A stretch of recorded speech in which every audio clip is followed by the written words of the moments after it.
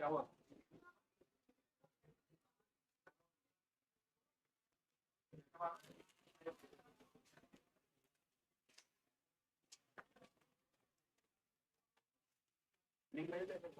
Hello everyone, welcome to Exampur. I hope you are doing well. So morning के 6 बज चुके हैं और डेली के बेसिस पे आपको मालूम है कि 6 बजे आपसे मिलते हैं, जहां हम पीआईबी के करंट अफेयर्स और सांसद टीवी के जो करंट अफेयर्स होते हैं वो हम डिस्कस करते हैं। ठीक है, तो आई होप कि आप मॉर्निंग के टाइम में जुड़ चुके होंगे। 6 बजे का टाइम है और आप बोल सकते हैं कि ये वो टाइम है जिस टाइम में एग्जाम भी सामने आने वाला है। ठीक है, ऑलमोस्ट 6 मंथ बाकी है।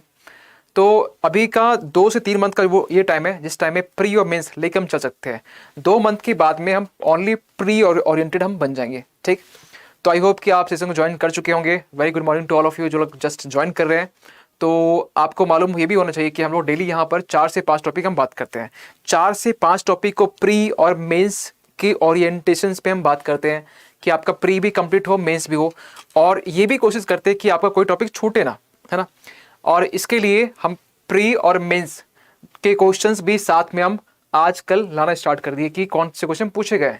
चाहे हम प्री की बात करें, मेंस से क्वेश्चन भी नहीं दे रहे हैं, तो हम कोशिश करेंगे डेली एक क्वेश्चन आपका मेंस का दे। ठीक है, तो चलिए पहले आज का आर्टिकल स्टार्ट करते हैं बिना टाइम वेस्ट किए। तो सबसे पहला आर्टिकल जो है ना आज का स्टार्ट करते हैं। ठीक है, क्या आर्टिकल? आज का आर्टिकल सबसे पहला है गंगा उत्सव के बारे में, जो कि 2020 अभी रिसेंटली ऑर्गेनाइज किया गया है। अब एक सवाल निकल के आ रहा है कि जब 2022 है तो क्या इसके पहले भी हुआ होगा? हाँ, ये पहले हुआ। ठीक है, क्या कॉन्टेक्स्ट है, कॉन्टेक्स्ट क्या है या खबरों में क्यों है, ये पहले हम जानते हैं। हाल ही में क्या हुआ है कि जल शक्ति यानी कि जो आपके वाटर मिनिस्ट्री है ना, ये इन्होंने स्वच्छ गंगा के लिए राष्ट्रीय मिशन यानी कि NMCG, शॉर्ट में NMCG के सहयोग से गंगा उत्सव द रिवर फेस्टिवल्स 2022 का आयोजन किया है। ये तो कॉन्टेक्स्ट हो गया, ये हुआ खबर क्यों है। लेकिन आपको अगर इसके डीप में जाना है तो क्या इंपॉर्टेंट है आपके प्री के लिए, कौन से स्टेटमेंट आने वाले हैं, कौन से आते हैं, कैसे क्वेश्चन बनते हैं यूपीएससी में, तो ये आपको एटलीस्ट आइडिया होना चाहिए। तो इसी के बेसिस पर आपको चीज़ें कवर करवाई जाएगी। ठीक है, तो पहले हम ये जानेंगे इसमें कि ये कौन से पेपर में कवर होगा। पेपर 1, पेपर 2, पेपर 3 भी इसमें। तो क्या हम ये कह सकते हैं कि आप तीनों पेपर में आएगा? तो तीनों पेपर में कहाँ कहाँ से वो आएगा? अगर हम पेपर 1 की बात करें तो पेपर 1 में क्योंकि यहाँ पर क्या है, गंगा है। ठीक है, सोसाइटी एक छोटा से पोर्शन सिलेबस में है, छोटा सा पोर्शन। ठीक है, पेपर 1 की बात कर रहे हैं तो सोसाइटी के हिस्सा बन जाएगा। ठीक है, क्योंकि उत्सव है, सेलिब्रेशन है। ठीक है, तो उसका पार्ट बन गया। पेपर 2 की बात करें तो गवर्नमेंट के जितने भी इनिशिएटिव है, गवर्नमेंट की जितने भी पॉलिसीज हैं, ये आपको गवर्नेंस से पढ़ने पड़ते हैं। तो ये आपका हो गया पेपर 2 का। पेपर 3 की हम बात करें तो ये कहाँ से आएगा? तो पेपर 3 में उसमें भी छोटा सा एक सिलेबस है, क्या? इन्वायरमेंट का, पर्यावरण का। तो ये आपका पेपर 3 में हो गया। ठीक है, तो आप हमसे क्वेश्चन करेंगे कि सर क्या तीनों से क्वेश्चन आ सकते हैं? तीनों? Yes, definitely. कोई भी अगर टॉपिक हो, अगर सपोज करते हैं कि हेल्थ का इशू हो, ठीक है, हेल्थ आपका इशू आपका पेपर 1 में भी आएगा, सोसाइटी पार्ट होगा। ठीक है, पेपर 2 में भी आएगा और पेपर 3 में भी आएगा, क्योंकि उसमें साइंस एंड टेक है। ठीक है, तो बहुत सारे ऐसे टॉपिक है जो आपके तीनों में कवर होते हैं। तो अच्छी बात है ना कि आपका जो एक टॉपिक कनेक्टिविटी आपका तीनों से हो रहा है। इवन कि आप पेपर 4 जो एथिक्स का जो पार्ट है उसमें भी आप अगर क्वेश्चन के अकॉर्डिंग आप लिंक कर सकते हैं। ठीक है, चलिए क्या है पूरी बात, इसको समझते हैं। देखिए, एक चीज आपको मालूम होना चाहिए कि एक जो पॉइंट यहाँ लिखा हुआ ना, सार्वजनिक नदी कनेक्शन, ये जो वर्ड है ना, बेसिकली जो गंगा उत्सव की हम जो बात कर रहे हैं, ये मेन फोकस जो कहाँ पर करता है या मेन ऑब्जेक्टिव क्या है इसका, और ये 2022 का मेन ऑब्जेक्टिव क्या है कि पीपल यानी कि जो पब्लिक है, पब्लिक और जो रिवर है, दोनों की कनेक्टिविटी, दोनों की कनेक्शन। आप पूछ सकते हैं हमें सर ये पब्लिक और ये जो रिवर है कनेक्टिविटी कैसे होगा? थोड़ा सा हम चीज को थोड़ा पीछे ले जाते हैं। आप सोचिए कि एंशिएंट हिस्ट्री में आपने पढ़ा होगा थोड़ा बहुत, वैदिक काल में, उसमें गंगा रिवर की इंपॉर्टेंस आपको बताया गया होगा। इवन कि जो सरस्वती रिवर है उसको बोला गया ये होली रिवर है ना, पूजने वाला रिवर है। आज के टाइम में सूख चुका, वो अलग बात है, लेकिन उस टाइम से लेकर आज के टाइम में आज भी बोलते हैं गंगा माता बोलते हैं। सुप्रीम कोर्ट ने अभी 2 साल पहले की हम बात बता रहे हैं, गंगा रिवर को लिविंग एंटिटी बोला गया है। जब हम बोलते हैं लिविंग यानी कि उसके पास फंडामेंटल राइट्स है ना, तो लिविंग बोलिए, गंगा की बोला गया सिर्फ। और इसके लिए नमामि गंगे प्रोग्राम भी चल रहा है। और इवन कि अभी कुछ दिन पहले हमने एक करंट अफेयर्स पढ़ा था, उसमें एक टॉपिक था गैंगेटिक डॉल्फिन के बारे में, कि वो अब वापस आना स्टार्ट हो चुका है। आई होप कि आपको याद आ रहा होगा, है ना। तो गैंगटॉक डॉल्फिन के बारे में ये पढ़े थे कि वो गंगा रिवर में फिर से वापस आना स्टार्ट हो चुके हैं और 11 ऐसे डिस्ट्रिक्ट को वहाँ पर देखा गया उसमें कि ये चीज़ें वापस आ रही है। बिहार वो जगह है जहाँ से बोल सकते हैं कि जहाँ पर गैंगटॉक डॉल्फिन जो है ना वो ये कहते हैं 75%, 50 से आपके 75% वो वहाँ मिलते हैं। और कुछ प्रोग्राम लॉन्च भी किए गए थे, वो तो वहाँ बात किए थे, लेकिन बस लिंक कर दे ताकि आपको कनेक्टिविटी मालूम चले कि यूपीएससी में आपको कनेक्शन ये बड़ा इंपॉर्टेंट होता है। आप एक टॉपिक को दूसरे से कर रहे हैं, हिस्ट्री पॉलिटी से कर रहे हैं, ये नीड है आपको एग्जाम में, इवन कि मेंस में, इवन कि इंटरव्यू के टाइम में क्या क्वेश्चन पूछे पता नहीं चलता है, इसलिए हम लिंक कर देते हैं। तो आपने वहाँ देखा हो कि गंगा जब साफ होता है तभी गैंगटॉक जो डॉल्फिन है वो आते हैं। हमने आपको ये भी बताया था कुछ दिन, एक वीक पहले की बात है। तो गंगा साफ हो रहा है, और ये साफ कैसे हो रहा है, तो नमामि गंगे के प्रोग्राम के तहत में साफ हो रहा है। तो उसी के सीक्वेंस में अब ये जो आपका उत्सव जो हम लोग सेलिब्रेट कर रहे हैं, अभी बात ये भी करेंगे 2022 में क्या इसका मेन मोटो रहा, क्या इसका उद्देश्य रहा, क्या ऑब्जेक्टिव रहा, क्या हाईलाइट रही है, बात करेंगे। लेकिन 2021 में एक पॉइंट बताना चाहते हैं इसमें, जो यहाँ लिखा Guinness book of world record के बारे में। 2021 में हुआ क्या कि उत्सव, ये जो गंगा उत्सव का 2021 है, गंगा उत्सव 2021 जो है ना, इसमें क्यों एक वर्ल्ड रिकॉर्ड बन गया, हुआ क्या इसमें? छोटी सी बात है, हुआ ये कि इस वर्ल्ड रिकॉर्ड बनने के लिए फेसबुक में एक हाथ से लिखा हुआ जो कुछ चीज़ें थी उसको इमेज के फॉर्म में अपलोड करने का, और गंगा के बारे में कुछ लिखा गया पहले, ठीक है, और उसको एक इमेज के फॉर्म दिया गया, इसके बाद में इसको अपलोड किया गया। मैक्सिमम अपलोड जो है ना उस दिन हुआ, इतना अपलोड हुआ उस दिन में, और ये एक वर्ल्ड रिकॉर्ड बन गया, ठीक है, गिनीज वर्ल्ड रिकॉर्ड में इसका एक नाम भी है।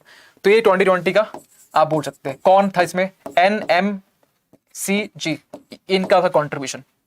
और इस टाइम में बेसिकली फोकस किया जा रहा है कि 2022 का जो गंगा उत्सव है, इसमें जो पब्लिक है, जो पीपल है, और जो आपके गंगा है, दोनों के बीच में कनेक्शन कैसे हो सकता है। दोनों के बीच में कनेक्शन कुछ इस तरीके से होगा कि पब्लिक जो है वो अपनी जो एक इम्पॉर्टेंस बोल सकते हैं, गंगा की जो इम्पॉर्टेंस है वो समझे, अपनी कंट्रीब्यूशन, अपनी जो भागीदारी है वो गंगा की सफाई में, नमामि गंगे प्रोग्राम के तहत में, क्योंकि नमामि गंगे प्रोग्राम तब तक ही सफल नहीं माना जाता है जब तक इसमें पब्लिक जो है इसे पार्टिसिपेट नहीं करती है, ठीक है। यानी पब्लिक की पार्टिसिपेशन को इंश्योर करने के लिए खासकर ये जो 2022 का है ये आपका लाया गया, पहली बात। दूसरी बात यहां पर ये कि राष्ट्रीय गंगा परिषद, नेशनल गंगा काउंसिल, अब पब्लिक और जो गंगा है दोनों के बीच में कनेक्टिविटी करने के लिए इसके लिए काउंसिल बनाया गया। और काउंसिल काम क्या होता है? काउंसिल का बेसिकली काम ये होता है कि वो मतलब चीज़ों को रेगुलेट, फ्रेमवर्क वो देता है बेसिकली। आप कोई भी काउंसिल नाम सुनिए, ठीक है, किसी तरह काउंसिल, मेन फोकस कहाँ होता है उसका? मेन फोकस होता है कि वो कैसे कनेक्टिविटी को बिठाया जाए पब्लिक और जो आपका गंगा के बीच में। इसके लिए कुछ बातें, कुछ गाइडलाइंस, कुछ नॉर्म्स, कुछ रूल्स लेके आएंगे, और ये काम ये करने वाले। जो कीवर्ड्स लिख रहे हैं, आपसे यूपीएससी में क्वेश्चन पूछा ये जाएगा कि गंगा उत्सव 2022 में इसमें जो नेशनल गंगा जो काउंसिल है, इसका मेन जो उद्देश्य क्या है, कि मेन उद्देश्य गंगा की सफाई करना, या नॉर्मल कुछ बातें लिखी होगी, ठीक है। तो आपको थोड़ा बहुत अगर आइडिया है कि ये बेसिकली फोकस कहाँ करेगा, पीपल्स यानी जो लोग हैं और जो गंगा है, दोनों के बीच में कनेक्टिविटी को बिठाने के लिए। और इसके रिगार्डिंग बैठकें होगी, हम काउंसिल तो बैठक होगी, और बैठक किसके लिए होगा, तो गंगा के रिगार्डिंग होगा, ठीक है। इसके बाद नीचे जो पॉइंट अभी हम बोले ना कि पब्लिक पार्टिसिपेशन या जन भागीदारी यहाँ पर सुनिश्चित करने के लिए ये उत्सव, गंगा उत्सव 2022 को लाया गया।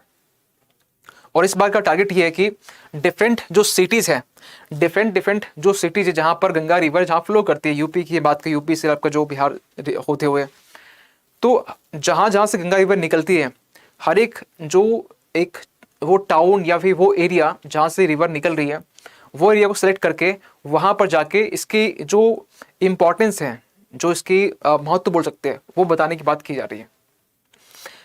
नेक्स्ट पॉइंट ये है कि इसमें जो गंगा उत्सव 2022 बोला गया है, ठीक है, ये जो अभी हम पढ़ रहे हैं, ठीक है, इसके बारे में कुछ हम बात करें कि सरकार क्या इसके पहले भी कुछ स्टेप ले चुकी है, नमामि गंगे प्रोग्राम के अलावा भी कुछ ले चुकी है।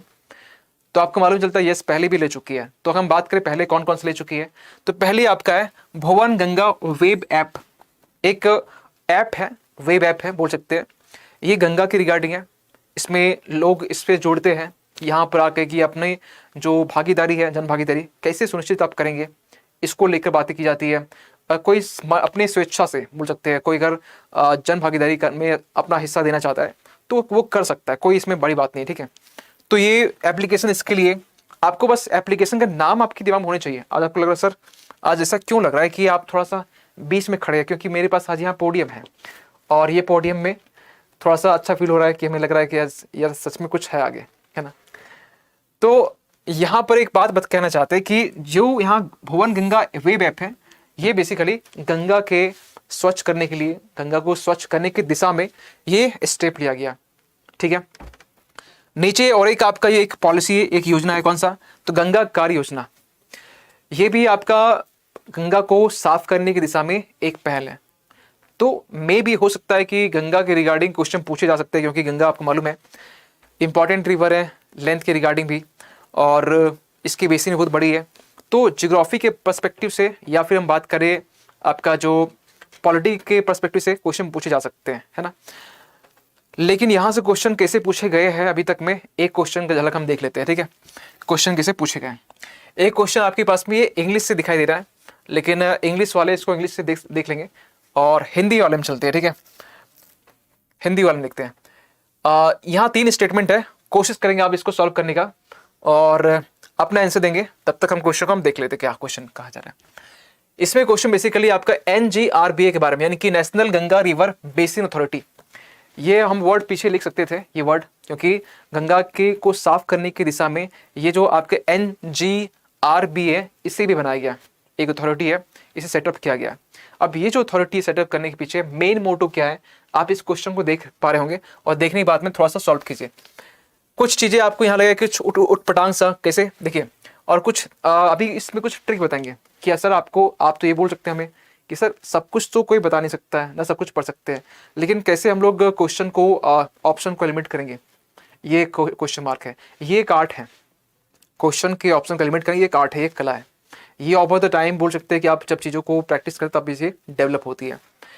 स्टेटमेंट देख लेते क्या है कि नदी बेसिन, यानी कि जो गंगा रिवर बेसिन योजना जो है ना, और प्रबंधन की इकाई है, यानी कि ये नदी बेसिन जो योजना है, यानी कि रिवर बेसिन पॉलिसी और जो मैनेजमेंट, इसकी एक इकाई है। यस, लग रहा है कि ये स्टेटमेंट आपका एक नॉर्मल सा जनरल सा है, तो जनरल स्टेटमेंट वो दिख जाता है कि जनरल सा है, लेकिन जो उठपटांग होते हैं ना, क्योंकि जो क्वेश्चन फ्रेम करते हैं, आप खुद सोचिए कि क्वेश्चन फ्रेम करने वाला जो क्वेश्चन जहाँ एरर करेगा, जहाँ वो गलत रखेगा जानबूझ के, वो दिख जाता है आपको, थोड़ा वो दिखाते कैसे। सेकेंड थॉप पढ़ लेते हैं, यह राष्ट्रीय स्तर पर नदी संरक्षण के प्रयासों को का नेतृत्व करता है। लग रहा है कि ये जनरल सा है, ठीक है, ठीक है। अब यहाँ तीसरे में देखिए, राज्यों के मुख्यमंत्री में से एक जिसका माध्यम से गंगा बहती है, रोटेशन के आधार पर NGRBA के अध्यक्ष बन जाते हैं। अब इसमें बोला जा रहा है कि जो NGRBA के जो अध्यक्ष होते हैं, इसके जो चेयरमैन होते हैं, इसके चेयरमैन रोटेशन बेसिस पे होते हैं। अब रोटेशन कैसे होगा, सपोज कीजिए कि अभी उत्तराखंड बना, ठीक है, उत्तराखंड का जो भी एक पर्सन उत्तराखंड बना, इसका एक चेयरमैन, वहाँ से कोई पर्सन, फिर आपका यूपी से कोई बन जाएगा, फिर आपका बिहार से बन जाएगा, फिर आपको उत्तराखंड चला जाएगा, है ना। तो इस तरीके से रोटेशन जब हो रहा है तो ये बनता है। तो आपको लगता नहीं कि यार ये बॉडी जो है ना, रोटेशन कहाँ चलता है। आप देखते हैं होंगे कि जो अंतर्राष्ट्रीय जो मंच है, SCO हो गया, ब्रिक्स हो गया, जब यहाँ सुनते तो इंडिया में कुछ ऐसा नहीं चलता है रोटेशन बेसिस पर, ठीक है। हाँ, जब नॉर्थ ईस्टर्न पढ़ते हैं तो वहाँ कुछ चलती है, इसके लिए कुछ ऐसा चीज़ें नहीं है। तो आपको लग रहा हो कि ये बनी बनाई चीज़ें स्टेटमेंट है, तो आप अगर 3 को यहाँ पर कट करते हैं, तीसरे को, और आपका भी आंसर 3 अगर कट होगा तो आपको कौन सा निकल के आएगा, तो यहाँ पर 1 और 2 है ना, यानी कि 1 और 2, यानी ए वाला जो ऑप्शन है वो आपका सही है, ठीक है। आई होप कि आपने भी आंसर ए ही दिया होगा, 3 का आपका गलत होगा। आगे बढ़ते हैं, अगला टॉपिक क्या है। अगला टॉपिक आपका आर्टिकल है अपशिष्ट से ऊर्जा कार्यक्रम, यानी कि आप बोल सकते हैं कि आप वेस्ट टू एनर्जी प्रोग्राम से हैं। बहुत ज़्यादा इसमें डिस्कस नहीं करेंगे, क्योंकि आप ये टॉपिक को हम लोग हर मंथ कहीं ना कहीं आ ही जाता है ये टॉपिक डिस्कस करने के लिए, और डिस्कस कर भी लेते हैं। तो ये टॉपिक क्या कहता है, पहले तो ये जाने कि GS पेपर 3 में आएगा, किसका पार्ट होगा, ये आपका इन्वायरमेंट का ये पार्ट है, ठीक है, ये आपका पर्यावरण का ये पार्ट है। दूसरी बात यहाँ पे ये है कि कॉन्टेक्स्ट क्या है, खबरों में क्यों है।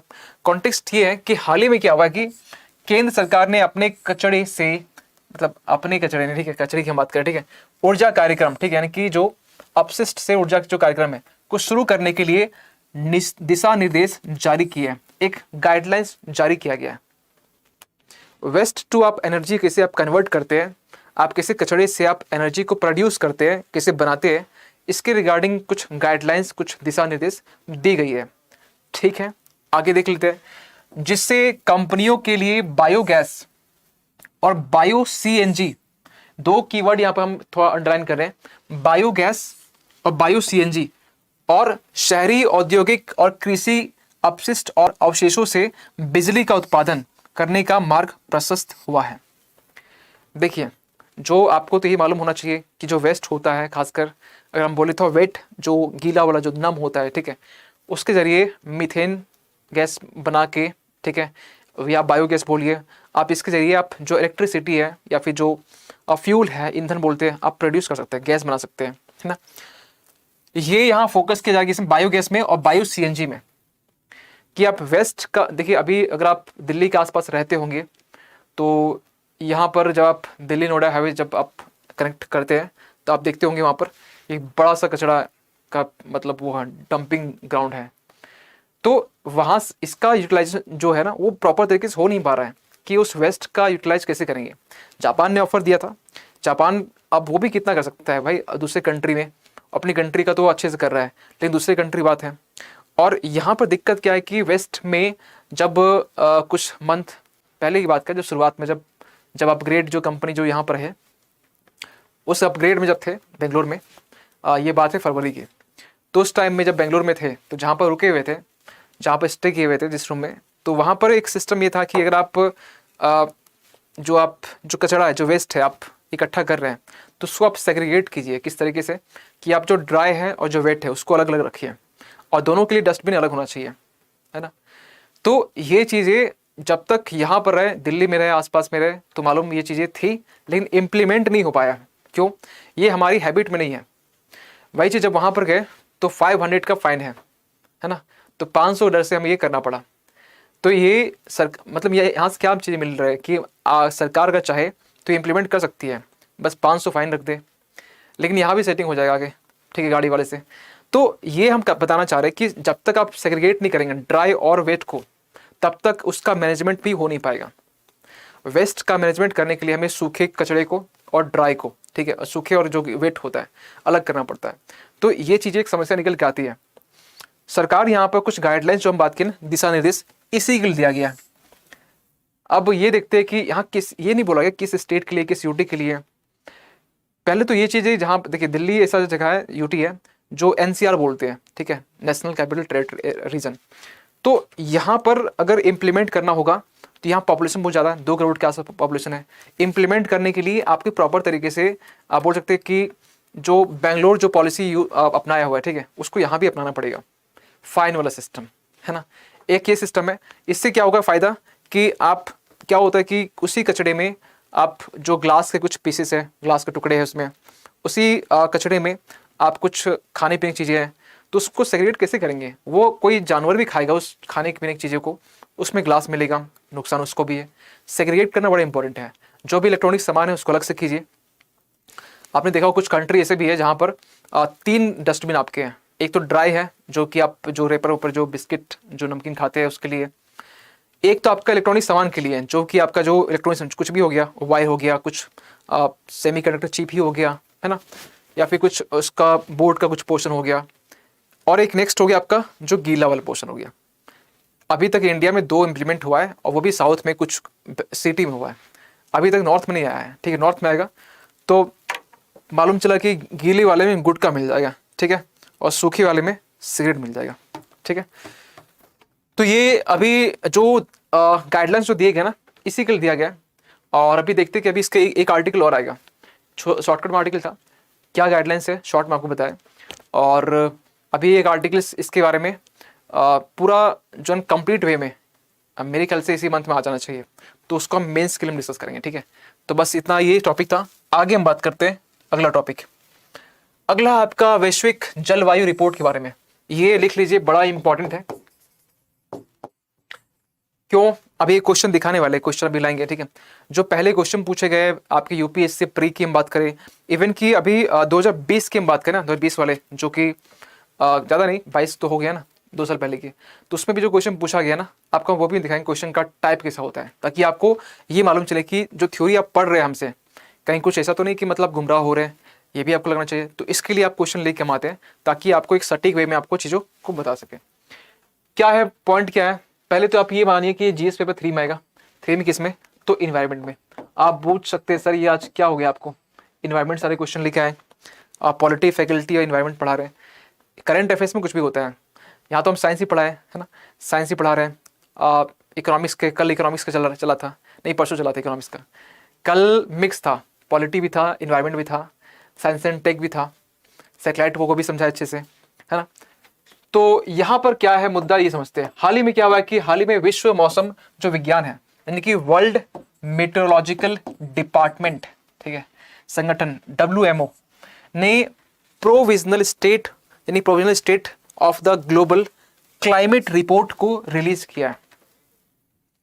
ये रिपोर्ट रिलीज करने का जो चीज है ना, ये इंपॉर्टेंट इसलिए भी क्योंकि क्वेश्चन पूछे जाते हैं, अभी हम दिखाएंगे, इसलिए हम वेट कर रहे हैं। लेकिन पहले हम इस रिपोर्ट को समझेंगे, क्या इस रिपोर्ट में है, क्या मुद्दा है, क्या कहानी है, इसको समझते हैं। थोड़ा बहुत मालूम चल गया कि ये आपका जो है ना, कुछ इन्वायरमेंट या फिर बोल सकते हैं कि मौसम, यानी कि मेट्रोलॉजिकल, ये कुछ इसके रिलेटेड समथिंग कुछ है, या क्लाइमेट रिपोर्ट यहाँ बोला, जो बोला गया कि ग्लोबल क्लाइमेट रिपोर्ट। अब जलवायु से कुछ ना कुछ रिलेटेड तो है यहाँ पर, देखते हैं कुछ किस तरीके से। कुछ पॉइंट यहाँ पर है और कीवर्ड की फॉर्म में, जिनको इंग्लिश देखना है वो इसको देख सकते हैं, हिंदी के लिए इधर हम दोनों लेके चलते हैं। जब हम बोलते यूज करते हैं तो क्योंकि ये हिंदी मीडियम चैनल है, तो मेरा जो ज़्यादा इंक्लाइनेशन होता है, झुकाव, वो हिंदी में होता है। और इंग्लिश का चैनल तो अब तो बंद हो गया है, ठीक है। और जब इंग्लिश था तो इंग्लिश में पढ़ा रहे थे, कोई बात नहीं, यहाँ भी आप दोनों कर सकते हैं। क्या यहाँ पर ये है कि WMO यानी कि वर्ल्ड मेट्रोलॉजिकल ऑर्गेनाइजेशन, ये जो रिपोर्ट है ग्लोबल, अभी क्लाइमेट इंडेक्स जो हम बात किए, ग्लोबल क्लाइमेट रिपोर्ट के बारे में, ये रिपोर्ट हर साल, पहले सुन लीजिए, ये प्रीलिम्स के लिए बड़ा इंपॉर्टेंट लाइन है, हर साल रिपोर्ट को रिलीज करती है। कुछ कुछ रिपोर्ट ऐसे भी होता है कि बायनवली होता है, यानी कि आप एक साल में 2 बार होता है, लेकिन ये एक साल में एक ही बार होता है, ठीक है, एक पहला पॉइंट। दूसरा पॉइंट यहाँ पर ये निकल के आता है कि इसकी कुछ, अगर हम स्पेशल कुछ हाईलाइट्स की बात करें कि जो ये रिपोर्ट में बोला गया, तो हाईलाइट्स में कुछ हम पॉइंट यहाँ बात करें, इससे पहले हम ये जानेंगे कि एक यहाँ वर्ड है, ठीक है, क्या, GHG यानी कि ग्रीन हाउस गैस। अब इस ग्रीन हाउस गैस में अगर आपको थोड़ा बहुत आइडिया होगा, एक क्वेश्चन पूछा गया था जब मेरे ख्याल से जब हम फर्स्ट प्रीलिम्स जब दिए थे 2016 के आसपास में, हाँ, जब करंट अफेयर्स का जो वेटेज था वो ज़्यादा था, तो उस टाइम में GHG से क्वेश्चन पूछा गया था। और एक क्वेश्चन ये था कि इसमें जो भी इसमें गैसेस के नाम हैं वो लिख दिए थे, शायद 16 या 17 होगा मेरे ख्याल से। तो उसमें ये बोला गया कौन सा नहीं है, कौन सा नहीं है, कौन सा है, ऐसे कुछ पूछा गया। तो ये अगर आपको आइडिया होता तो आप वो क्वेश्चन कर लेते, आसान क्वेश्चन था। तो उसमें एक मीथेन का एक कुछ था, एक ऑप्शन, तो मीथेन भी था, और मीथेन बोला गया था, मीथेन नहीं था, ऐसे कुछ ऑप्शन में थे। तो यहाँ पर CO2 आपको ये तो याद होगा, CH4 ये आपको याद होगा, नाइट्रिक ऑक्साइड ये आपको याद होगा, ये सब आपके ग्रीन हाउस गैसेस है, ठीक है। तो ये गैसेस के रिगार्डिंग कुछ अभी रिपोर्ट रिलीज किया गया है, और ये बोला गया है कि कार्बन डाइऑक्साइड से ज़्यादा जो है ना, मीथेन का जो गैस है ये तो हार्मफुल और भी है। तो ये मीथेन का जो गैस अभी है, ये बोला जा रहा है कि 30%, ठीक है, 30% अभी इसको कम करना है बाय 2030 तक में। लेकिन इस रिपोर्ट के अकॉर्डिंग 2021 के हम डेटा बता रहे हैं आपको, इस रिपोर्ट ने जो कहा है कि 50%, यानी कि पिछले साल 2020 के कंपेयर में 2021 में जो मीथेन का जो उत्सर्जन है, जो एमिशन बोल सकते हैं, वो 50% बढ़ गया है इस मीथेन का। लेकिन टारगेट क्या है हमारा, टारगेट देखिए 30% कम करना है, और एक साल में 50% बढ़ रहा है। कब तक कम करना है? 2030 तक में, ठीक है। लेकिन जो उत्सर्जन है वो ज़्यादा हो रहा है, ये एक बहुत बड़ी समस्या निकल के आ रही है, ठीक है, कोई बात नहीं। लेकिन हाईलाइट्स में जो बोला गया वो हम बोल रहे हैं। तो आप पूछें सर ये कहाँ यूज़ कर सकते हैं, आपने तो लिख तो दिया है। आप जब क्वेश्चन पूछा था ना इन्वायरमेंट में, पेपर 3 में मेंस की बात करें, तो आप ये सब जो डेटा है ना, आप इंट्रोडक्शन में जो परिचय आप लिखते हैं ना, वहाँ पर आप यूज कर सकते हैं। इंट्रोडक्शन में आप अगर चाहेंगे तो आप एक स्टेटमेंट बना के लिख सकते हैं कि यस, कि अभी जो वर्तमान में बेसिकली जो समस्या जो बनी हुई है वो आपका मीथेन गैस का बना हुआ है। आप डेटा लिखिए, 30% टारगेट ये है, ताकि इंप्रेशन अच्छा बनता है। आप जब भी शुरुआत करते हैं ना, डेफिनेशन लिखते हैं परिचय में, इंट्रोडक्शन में डिफाइन कीजिए, डेटा लिखिए, करंट से आप लिंक कर दीजिए, ये ऑप्शन आपके पास बनते हैं, कोई बात नहीं। तो ये आपका निकलता है, देखने मिलता है। नेक्स्ट में इस रिपोर्ट के अकॉर्डिंग ये बोला गया, थोड़ा जो अभी आपको हम और भी बातें जो हम डिस्कस किए हैं यहाँ से भी लिंक करेंगे।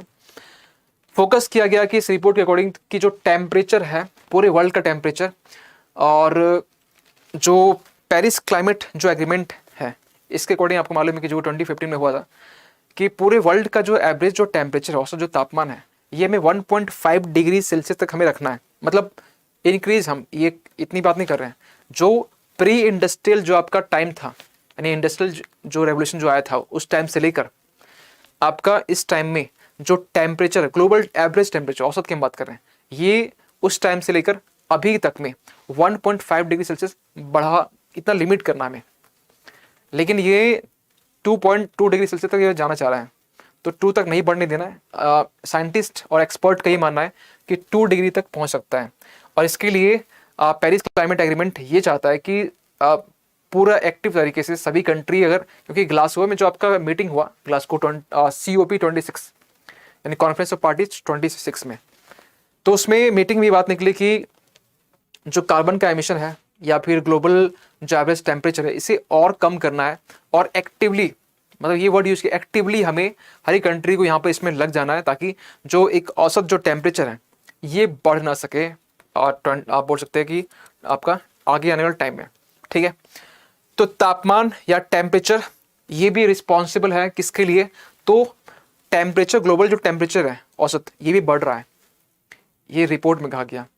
तो आप जब बोलते हैं ना प्रैक्टिकली कुछ कि यार टेम्परेचर बढ़ रहा है, तो आप कुछ रिपोर्ट का हेल्प लेके बोलिए। जब कुछ क्वेश्चन होता है ना कि समथिंग, कुछ क्वेश्चन पूछा गया, लास्ट में लिख दिया कमेंट, ठीक है, वो कमेंट में आपको कमेंट नहीं करने बोला गया, आपको ये बताना है कि कमेंट कीजिए, लेकिन जो एक्सपर्ट जो रिपोर्ट्स या कुछ सुप्रीम कोर्ट या कुछ भी जो गाइडलाइंस है, उन्होंने जो कमेंट किया है, उन्होंने जो रिपोर्ट में कहा है, वो चीज़ें आपको कमेंट में करना है, वो आपको कमेंट में लिखना पड़ेगा, ठीक है। अब एक यहाँ वर्ड है ला नीना के बारे में। अगर आप हमी से अगर इसी चैनल में आप पढ़े होंगे, बहुत सारे करंट अफेयर्स टॉपिक हम डिस्कस किए हैं, इवेंट भी हम करते रहते हैं, तो उसी बीच में ला नीना के बारे में हमने डिस्कस किया था कि 2020 से लेकर ये आपका कॉन्सिक्वेंसली बोल सकते हैं तीसरा साल है जो आपका ला नीना का जो इवेंट वो देखा गया। इसके पहले हम लोग ने ये क्लास के बारे में बात किए थे, ठीक है। और ये रिस्पॉन्सिबल क्या है, इसके आने से बोल सकते हैं कि जो वेदर जो पैटर्न है ना, वो बिगड़ता है, और वो आने से आपने देखा हो कि कहीं कहीं कुछ ऐसे रीजन है जहाँ पर बारिश अच्छे से हुई, बारिश तेज से हुई, बोल सकते हैं जहाँ पर बारिश होती नहीं है, दिल्ली में ऐसे बहुत कम होता है, वहाँ बारिश देखने को मिला, बिन मौसम बरसात बोल सकते हैं आप। तो ये ला नीना ही रिस्पॉन्सिबल है। ला नीना क्या होता है, इसका हम इवेंट बना चुके हैं, इसका हम क्लास ले चुके हैं, एक बार नहीं दो बार, वो भी आप सर्च कीजिए, आप उसको देख सकते हैं, ठीक है। तो यहाँ पर इस रिपोर्ट में बेसिकली हाईलाइट किया गया कि ला नीना हो गया, टेम्परेचर हो गया, ये रिस्पॉन्सिबल है किसके लिए, तो क्लाइमेट रिपोर्ट में बोला गया क्लाइमेट का जो दिशा और जो दुर्दशा जो हुई है ना, इसके पीछे। नेक्स्ट में आपके पास यहाँ पर यूरोपीय एल्प्स के बारे में, या फिर इसको आप शॉर्ट में समझिए, जो ग्लेशियर होते हैं, ग्लेशियर के पिघलने में टेम्परेचर बढ़ रहा है तो ग्लेशियर पिघलेंगे। और एक इस रिपोर्ट के अकॉर्डिंग ये बोला गया कि जो स्विट्जरलैंड का जो ग्लेशियर है, ठीक है, वहाँ का जो ग्लेशियर का जो हिस्सा है, वहाँ पर स्विट्जरलैंड में 6% वहाँ का जो ग्लेशियर है वो पिघल चुका है ओनली एक साल में। 2020 से लेकर 21 तक में वहाँ का जो ग्लेशियर का जो हिस्सा है वो पिघल चुका है। ऐसे वर्ड कहाँ यूज कर सकते हैं, ऐसे एग्जाम्पल, जब आप केस स्टडी जब कुछ कर रहे हो, ठीक है, आप निबंध लिखते होंगे, निबंध अगर पर्यावरण से क्वेश्चन आ गया तो आप यहाँ पर इसको लिख सकते हैं, डेटा को आप यूज कर सकते हैं। डेटा प्लस अपनी जो आपने जो डायमेंशन, जो आपने जो पहलू आप लिखते हैं, उसको कनेक्ट कैसे करते हैं, यही बस होता है आपका आंसर राइटिंग की प्रैक्टिस, ठीक है। डेटा होना बड़ा इंपॉर्टेंट है, और सबसे ज़्यादा इंपॉर्टेंट क्या है इस सबसे, जब इतना कर लेते हैं, क्वेश्चन के आंसर की स्ट्रक्चरिंग, आप कैसे उसको स्ट्रक्चर में लाते हैं। आप लिख रहे हैं बहुत अच्छी बात है, लेकिन आप किस तरीके से आप लिख के आप दिखा रहे हैं, जो कॉपी चेक कर रहा है उसको आप कैसे आप अट्रैक्टिव बना रहे हैं, ये बड़ा इंपॉर्टेंट होता है, ठीक है। तो हमने यहाँ देख लिया। इसके बाद नेक्स्ट में समुद्र के स्तर में वृद्धि, ठीक ठीक है, यानी कि आप बोल सकते हैं सी लेवल का राइज होना। इन्होंने ये भी इंडिकेट किया कि सी लेवल का जो टेम्परेचर बढ़ रहा है, और महासागरीय जो आपके की जो गर्मी है या जो हीटनेस बोल सकते हैं यानी ओशन का, ये भी आपका बढ़ा हुआ दिखाई दे रहा है। इस रिपोर्ट ने बेसिकली इस चीज़ को इंडिकेट किया। अब यहाँ एक वर्ड है एक्सट्रीम वेदर। इस एक्सट्रीम वेदर में जो पाकिस्तान है या फिर हम बात करें यहाँ पर यूरोपियन कंट्री है, दोनों के बारे में अगर कुछ बात करें तो दोनों कंट्री यहाँ पर थोड़ा इम्पैक्ट हुआ है। किस तरीके से? वो कुछ इस तरीके से कि पाकिस्तान में अगर थोड़ा बहुत अगर याद होना चाहिए कि मार्च और आपका जो जून का टाइम था, इसी टाइम में वहाँ पर फ्लड्स आए थे, है ना। वो फ्लड्स आना क्या इंडिकेट कर रहा है? क्या बिन मौसम का फ्लड आना, ठीक है। तो ये इंडिकेट कर रहा है क्योंकि पाकिस्तान और इंडिया, ठीक है, दोनों की क्लाइमेट को थोड़ा बोल सकते हैं मिलता जुलता बोल सकते हैं पाकिस्तान। लेकिन यूरोपियन कंट्री बात करें जहां बोल सकते हैं एक ठंडा प्रदेश है, और ऐसी जगह जहां पर 40 डिग्री सेल्सियस टेम्परेचर होना एक बहुत बड़ी बात है। तो यूरोपियन कंट्री में इसी साल के जुलाई मंथ में 40 डिग्री सेल्सियस जो टेम्परेचर है वो देखा गया। पाकिस्तान में बाढ़ जैसी जो समस्या है वो भी देखी गई। ये तो एग्जाम्पल हम बता रहे हैं कि कैसे जो चरम मौसम की हम बात कर रहे हैं या फिर एक्सट्रीम वेदर की बात कर रहे हैं, कुछ क्या मेरे पास एविडेंस है, वो एविडेंस की बात कर रहे हैं। तो एविडेंस है हमारे पास में, और इसके पीछे क्या रीज़न है ये तो यहाँ पर लिंक नहीं करेंगे, क्योंकि हम लोग यहाँ सिंपल बात करें कि क्या इसके हाईलाइट है। जब कुछ ऐसे अभी साइक्लोन सितरंग भी आया, ठीक है, तो उसको लेकर पूरा समझाए, ठीक है, हर एक तरीके से कैसे वो क्रिएट हुआ, कैसे फिर वो डिस्ट्रॉय हुआ, कैसे वो इंडिया तक पहुँचने तक वो पहुँचा भी नहीं, ठीक है, बच गया इंडिया, ठीक है। ये भी हम बात किए थे कहाँ पर आता है, नॉर्थ में किस तरीके से होता है, साउथ में कैसे होता है, ट्रॉपिकल है कि एक्स्ट्रा ट्रॉपिकल है, ये दोनों हम बात किए थे। आगे हम बात करते हैं इसी में अभी तक इंडिया ने कौन कौन से स्टेप उठाए, ठीक है। स्टेप की बात करें तो यहाँ पर सबसे पहला जो स्टेप है वो निकल के आता है कि जलवायु परिवर्तन से निपटने के लिए राष्ट्रीय कार्य योजना। अब यहाँ 8 जो लिखे ना, 8 यहाँ का मतलब ये है कि ये देखिए, ये जो पॉलिसी, ये जो योजना है, इसको 8 पार्ट में डिवाइड किया गया है। फॉर एग्जाम्पल की वाटर मिशन हो गया, ठीक है, फिर आपका फॉर एग्जाम्पल की आपका पॉल्यूशन के लिए कुछ मिशन हो गया। ऐसे ऐसे छोटे छोटे मिशन इसको पार्ट में डिवाइड कर दिया गया, यानी कि एक ही है, ठीक है, जलवायु परिवर्तन से निपटने के लिए राष्ट्रीय कार्य योजना एक ही है, लेकिन इसको डिवाइड कर दिया 8 पार्ट में। आपको नहीं जानने कि 8 में कौन कौन से है, ठीक है, बस आपको दिमाग में याद रखना कि ये 8 है, ये एक ही है, इसको सेग्रीगेट किया गया, डिवाइड किया गया, ठीक है। एक पहला हो गया। दूसरे में यहां बोला गया India cooling action plan. India cooling action plan में फोकस यहां पर यह किया गया कि जो भी हम यहां पर जो बुनियादी जो ढांचा होती है, जो भी इंफ्रास्ट्रक्चर होती है, इसको जब भी बनाएंगे तो फोकस करेंगे कि सपोज कि हम बिल्डिंग्स बना रहे हैं, तो बिल्डिंग्स बनाने के टाइम में फोकस करेंगे कि हमारा जो फोकस हुई होना चाहिए कि सन की जो लाइट है या फिर जो इंटरनल जो एरिया है, बिल्डिंग्स के अंदर का जो पोर्शन है, हिस्सा है, वहाँ पर जो हीट है, वहाँ पर जो टेम्परेचर है वो कम पहुँचे। इसके लिए ये जो आपका जो इंडिया कूलिंग एक्शन प्लान ये लाया गया। ये तो एक एग्जाम्पल ही, और भी ऐसे बहुत सारे एग्जाम्पल हैं। जैसे कि रोड की हम बात करें तो रोड में भी आप जब हाईवे में जाते हैं तो आप जैसे रोड में आप ट्रेवल कर रहे हैं, ट्रांसपोर्ट कर रहे हैं, तो आप पार्टीशन जो देखते हैं ना, पार्टीशन बीच में आप देखते हैं छोटे मोटे जो प्लांट्स वो देखते होंगे, ये भी इसी का हिस्सा है। तो इस जरिए से, इस तरीके से ये जो प्लान है इसको सक्सेस किया गया है। आगे है वैश्विक स्तर पर, ठीक है, इंडिया ने ये तो कर लिया दो चीज़, ठीक है, शॉर्ट में बताया इसको। वर्ल्ड के लेवल में इन्होंने क्या किया, पूरे वैश्विक स्तर पर इन्होंने बेसिकली फोकस कहाँ पर किया है, तो पेरिस समझौता याद कीजिए। पेरिस समझौते में यानी कि 2015 का वो टाइम, जिस टाइम में सभी लोग 192 जो कंट्री थे, उन्होंने अपने अपने फील्ड में इन्होंने ये अपने आप से प्रॉमिस किया कि अपने देश में जो कार्बन का एमिशन है ये कम करेंगे। GHG जो गैस है, ग्रीन हाउस जो गैस की जो बात करें, यानी CO2 हो गया, मीथेन हो गया, नाइट्रिक ऑक्साइड हो गया, इसको कम करने की बात करेंगे। अब यहाँ तक तो सही है, ठीक है, यहाँ तक तो सही है, लेकिन क्या ये सक्सेसफुल हुआ? तो ये सक्सेसफुल हम बोल सकते हैं कि विकासशील देश जैसे इंडिया जैसे देश, ठीक है, इन्होंने काम किया। अब इंडिया बहुत ज़्यादा कॉन्ट्रीब्यूट तो किया नहीं, क्योंकि इंडस्ट्रियल रेवोल्यूशन जो है ना, ये सबसे बड़ी देन तो यूरोपियन कंट्री वाले का है, अमेरिका वाले का, ठीक है। इंडिया तो अभी बोल सकते हैं शुरुआत है किया है, और रिस्पॉन्सिबिलिटी सबके ऊपर एक जैसा होगा, तो ये सही नहीं है, ठीक है। तो यहाँ पर ये बोला गया कि जिस तरीके से डेवलपमेंट हुई है उस तरीके से ये रिस्पॉन्सिबिलिटी होने वाली है। तो ये रिस्पॉन्सिबिलिटी इंडिया के ऊपर थोड़ी कम है, और इसके बियॉन्ड और भी चीज़ें हैं, जैसे कार्बन क्रेडिट एक वर्ड है, ठीक है।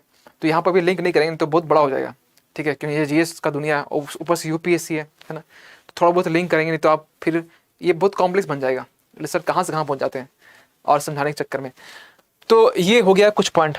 नेक्स्ट पॉइंट ये भी है कि वर्ल्ड लेवल पर, वैश्विक स्तर पर SDG अगर आप नाम सुने होंगे, सस्टेनेबल डेवलपमेंट गोल, यानी कि सतत विकास जो गोल होता है, और उसमें भी जो 13 है SDG, पूरा कितना है 17 है, पूरा हमारे सस्टेनेबल डेवलपमेंट गोल 17 है, और उस 17 में से जो 13 नंबर का जो है ना, ये फोकस कहाँ करता है, ये फोकस करता है क्लाइमेट पे, फोकस करता है कि क्लाइमेट जो चेंजेस हो रहे हैं उसको कम करने के पीछे। अगर आपको थोड़ा बहुत याद होगा, जो ग्लासगो पैक्ट हुआ था, यानी कि इसको शॉर्ट में COP26 बोलते हैं, यानी कि कॉन्फ्रेंस ऑफ पार्टीज 26 बोलते हैं। यहां पर इसी में बोला गया कि एक कॉन्क्रीट एक्शन लेने की नीड है, क्योंकि ग्लोबल टेम्परेचर 2 डिग्री सेल्सियस बढ़ने वाला है, 1.5 से प्लस ही चल रहा है, एवरेज की बात करें। किसके कंपेयर में, तो जो इंडस्ट्रियल रेवोल्यूशन जो आया था उस टाइम के टेम्परेचर से हम कंपेयर कर रहे हैं, तो ठीक है।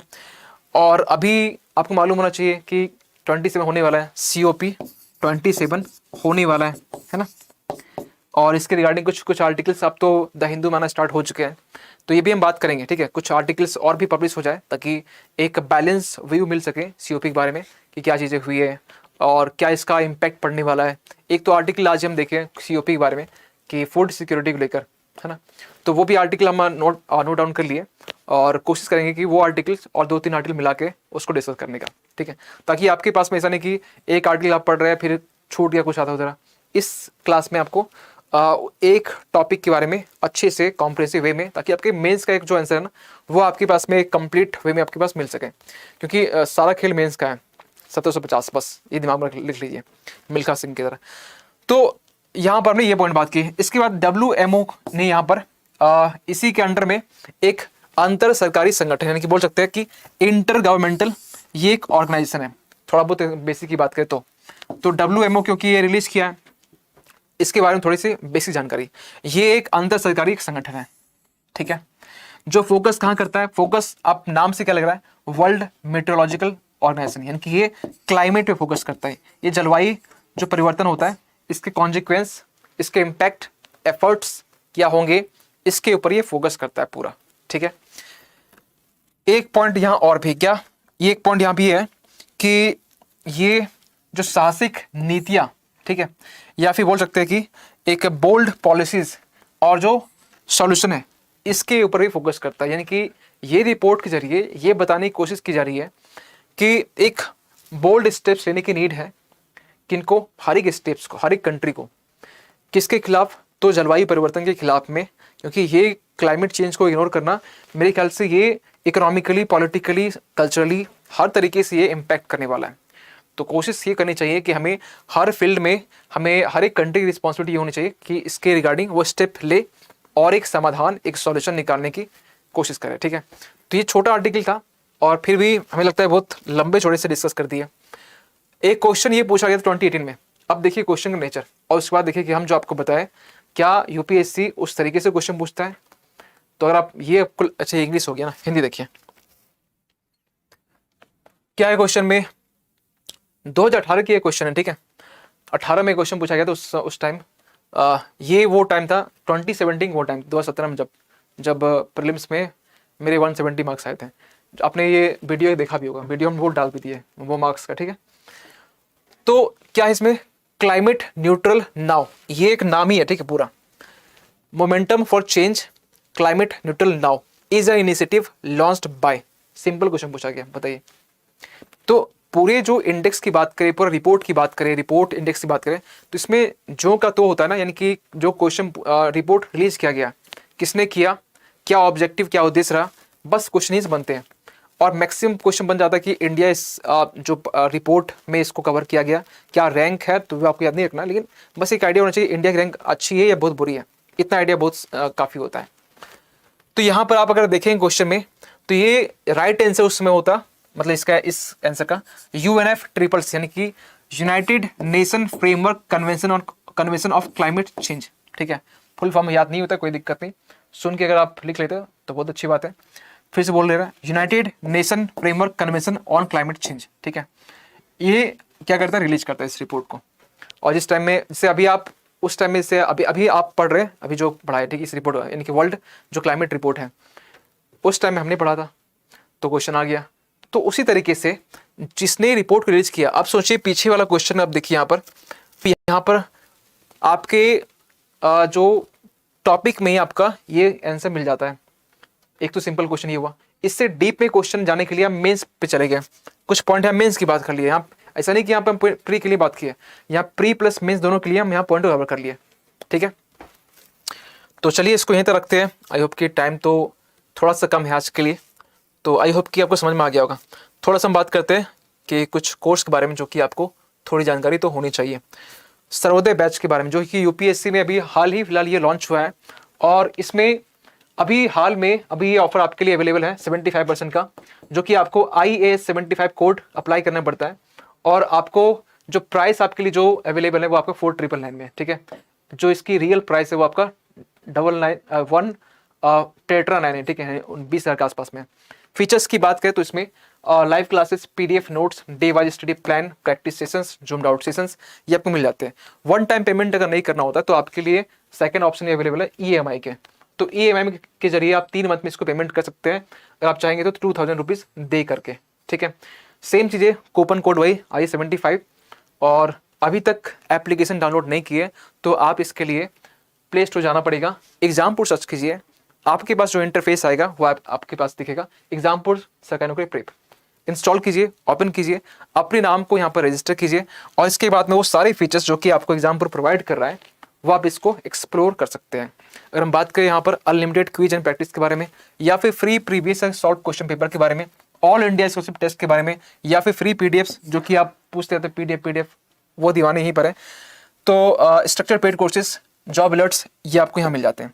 फिर भी कुछ डाउट होता है मन में तो अपने डाउट्स और क्वेरीज के लिए आप इस नंबर पे रेड से जो लिखा हो उसमें कॉल कर सकते हैं। और कभी कॉल नहीं लगता है तो इसके लिए आप व्हाट्सअप कर दीजिए, इसमें जो हमारी टीम है वो आपसे कॉन्टेक्ट कर लेगी, ठीक है।